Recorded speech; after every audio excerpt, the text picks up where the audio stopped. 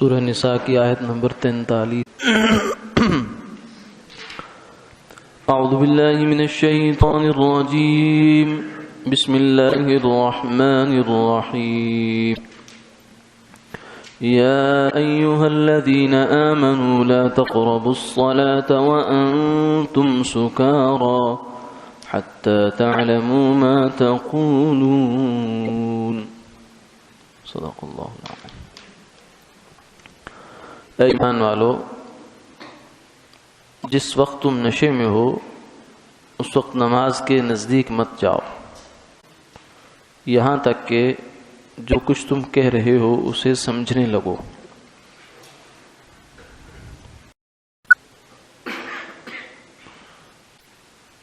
جیسا کہ یہ بات ہمیں معلوم ہے کہ شراب جو نشہ آور چیزوں میں سے سب سے اونچے درجے میں ہے اور جس کی حرمت اسلام میں بہت زیادہ تاکید کے ساتھ اور شدت کے ساتھ آئی ہے، لیکن یہ حرمت ایک دم نہیں آئی۔ پہلی دفعہ میں ہی شراب کو حرام نہیں کیا گیا، بلکہ یہ بتدریج آئی ہے۔ اور پہلا مرحلہ یہ تھا کہ جب شراب کے بارے میں شریعت کی جانب سے کچھ علامات اور اشارے ایسے ملنا شروع ہوئے کہ شاید اب حکم جو ہے اس کی حرمت کی جانب جانے والا ہے، ورنہ اس سے پہلے سکوت تھا۔ شریعت نے شراب کو کبھی بھی نہیں کہا، بلکہ اس زمانے میں بھی جو بہت سے لوگ ایسے تھے زمانہ جاہلیت میں جنہوں نے کبھی نہیں چکھی شراب، یعنی ان کی جو فطرت تھی، طبیعت تھی، وہی اس چیز سے ابا کرتی تھی، انکار کرتی تھی کہ یہ کوئی پینے کی چیز نہیں ہے۔ لیکن بہرحال زمانہ جاہلیت میں اس کا بہت چلن تھا، رچی بسی ہوئی تھی ان کی معاشرت میں۔ اسلام جب آیا تو اسلام نے ابتداءً اس کو کچھ چھیڑا نہیں، لیکن پھر یہ حکم آ گیا۔ یہ عبوری دور کا ایک حکم تھا، ابھی شراب کے بارے میں احکامات جو ہیں وہ چل رہے تھے۔ یہ فائنل حکم نہیں ہے، حتمی حکم نہیں ہے۔ اس میں اللہ تعالیٰ نے فرمایا کہ اے ایمان والو، نماز کے قریب نہ جاؤ۔ اور اس آیت کا شان نزول جو ہے یا پس منظر اس آیت کا یہ ہے کہ ایک دفعہ عبد الرحمن ابن عوف رضی اللہ تعالیٰ عنہ نے دعوت کی، اور چونکہ اس زمانے میں جائز تھی تو اس میں کھانے کے ساتھ اس کو بھی رکھا، تو صحابہ موجود تھے، انہوں نے پی لی۔ تو پینے کے بعد ان کو نشہ آ گیا، تو نماز کا وقت قریب آ گیا، مغرب کی نماز آ گئی، تو ان میں سے کسی کو آگے کر کے انہوں نے امام بنا دیا۔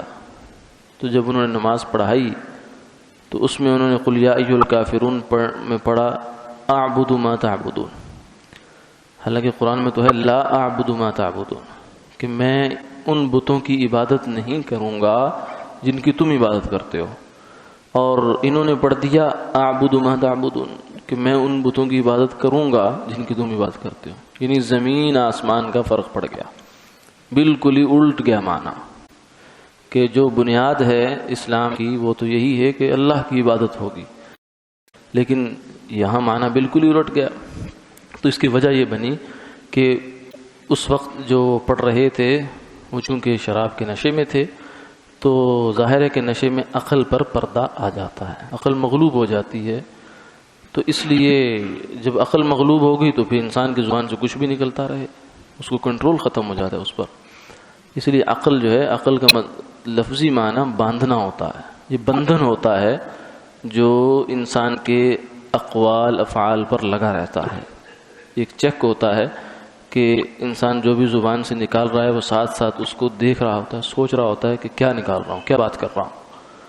لیکن اتنا اللہ تعالیٰ کا مستحکم نظام ہے کہ ہم نے کبھی اس طرف دھیان ہی نہیں دیا کہ یہ کیا ہے۔ ہاں، جب چھڑ جاتا ہے، خلل آ جاتا ہے، تو پھر ہمیں قدر آتی ہے کہ اللہ کی کتنی بڑی نعمت ہے۔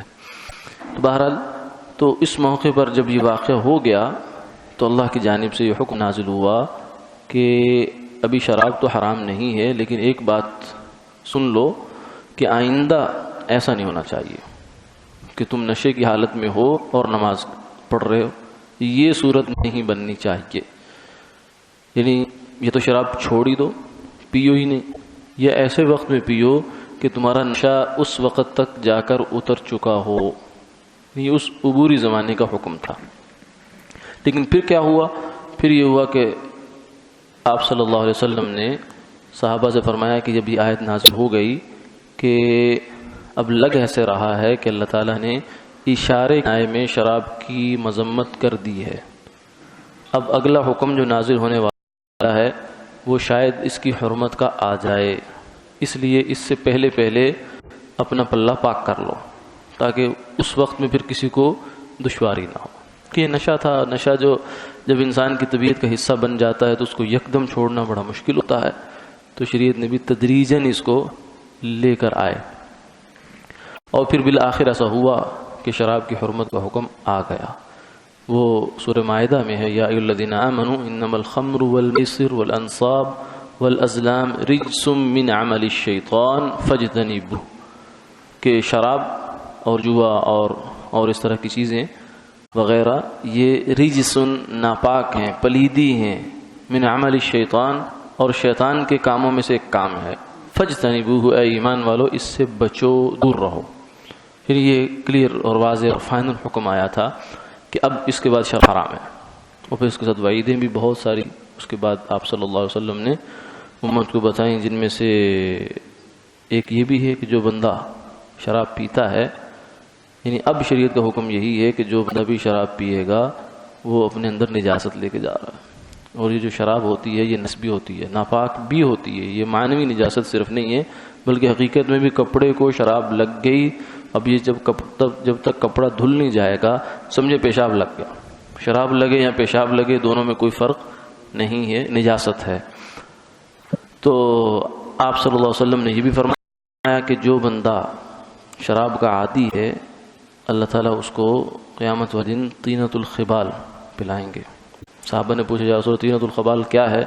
آپ نے فرمایا کہ جہنمیوں کے جلنے کی وجہ سے جہنم میں زخم بن جائیں گے، ان کے اندر خون اور پیپ آئے گا اور وہ پھر پھٹے گا، بہے گا، بہہ کر ایک نالی میں جائے گا، اس نالی میں سے ان شرابیوں کو پلایا جائے گا. یہ ان کی جو ہے وعید ہے. اور گویا کہ یوں بھی سمجھا جا سکتا ہے کہ جو بندہ دنیا میں شراب پی رہا ہے وہ اپنے خیال میں تو سمجھ رہا ہے کہ میں بڑی اچھی چیز پی رہا ہوں، لیکن حقیقت میں وہ جہنمیوں کی پیپ پی رہا ہے. کیونکہ اللہ کے رسول نے جب کہہ دیا کہ اس کی اصل شیپ یہ ہے تو پھر اب وہ یہی بن گئی. اب اس کو ایسا ہی سمجھنا چاہیے اور یہی ایمان کا تقاضا ہے. اور آپ نے یہ بھی فرمایا کہ جس کے پیٹ میں شراب کا گھونٹ ہو جب تک وہ جسم سے باہر نہیں نکلے گا مکمل، اللہ اس کی نماز قبول نہیں کریں گے. ہو سکتا ہے فرض تو چلو ذمے سے اس کو اتر جائے لیکن قبول نہیں ہے. یعنی وہ نماز کے جو انسان کی زندگی میں کوئی مثبت اثرات لاتی ہے، کوئی برکات لاتی ہے، انوارات لاتی ہے، وہ نماز اس کی نماز نہیں ہے. بس ایسے ہی جیسے آدمی سر سے اتارتا ہے کوئی چیز، یہ وہ والی ہے. یعنی اٹھک بیٹھک تو ہو گئی لیکن کسی کام نہیں آئی اس کو. تو اس سے پھر اللہ تعالیٰ نے مکمل طور سے شراب کو حرام کر دیا. یہ اس کے عبوری زمانے کا ایک حکم تھا. اور اسی سے حدیث میں ایک مزید آگے حکم یہ بھی نکلا کہ سکر یعنی نشے کی حالت میں جب نماز منع ہے تو وجہ کیا تھی اس زمانے میں کہ نشے میں انسان کی زبان سے کچھ بھی نکل سکتا ہے.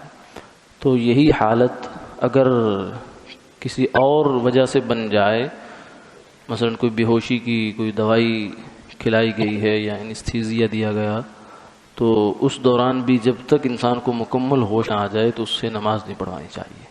کہ ایسا نہ ہو، کیونکہ آپ نے فرمایا کہ جب تمہیں نیند کا غلبہ آ جائے، اونگنے لگ جاؤ کہ جس میں آدمی کے حواس جو ہے وہ قابو سے باہر ہو جاتے ہیں، تو اس وقت میں نماز نہ پڑھو، نماز کو کچھ مؤخر کر دو، آرام کر لو. فرمایا کیوں؟ اس لیے کہ ہو سکتا ہے کہ اس حالت میں تم نماز پڑھو اور اللہ سے مغفرت کی دعا طلب کرو، مغفرت طلب کرو، لیکن اس کی بجائے تمہاری زبان سے اپنے لیے کچھ الٹی سیدھی بات طلب کر لو، سب نفسہ، اپنے آپ کو برا بھلا کہنا شروع کر دو. تو اس لیے ایسی حالت میں نماز پڑھنے سے اب بھی گویا کہ حکم یہی ہوگا.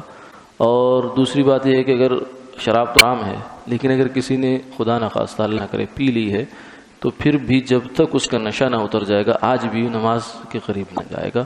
یعنی یہ مطلب نہیں کہ نماز معاف ہو گئی، نماز تو فرض ہے، اب بھی ہے، اور اس پر بھی رہے گی جس نے شراب پی ہے، لیکن یہ اس کے ساتھ یہ گویا کہ سزا کا معاملہ ہے کہ تمہاری نماز قضا ہوتی ہے تو ہو، اس پر جو جزا سزا ہوگی وہ تمہیں ملے گی، اور فی الحال نماز نہیں پڑھ سکتے، یعنی گویا کہ اس کے اوپر ایک بین لگا دیا گیا ہے۔ تو اس کا یہ مطلب نہیں کہ اس کو نماز معاف ہوگی، معافی نہیں ہے، اس کو قضا کرنی پڑے گی۔ اگر کسی کی نشے کی حالت میں کوئی نماز رہ جاتی ہے تو نماز بہرحال اس کو قضا کرنی پڑتی ہے۔ اللہ تعالیٰ سمجھ